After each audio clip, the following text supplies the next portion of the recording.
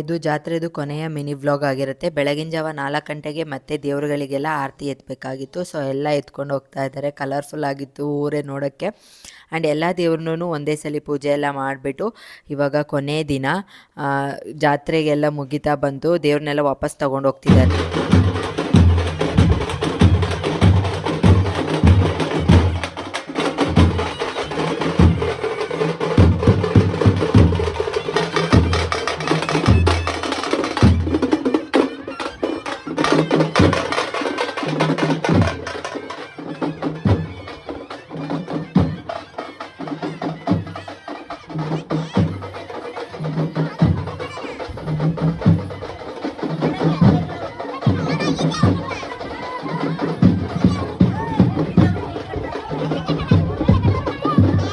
ಆದಷ್ಟು ಬೇಗ ಜಾತ್ರೆ ವಿಡಿಯೋನ ಅಪ್ಲೋಡ್ ಮಾಡ್ತೀನಿ. Thank you so much for watching.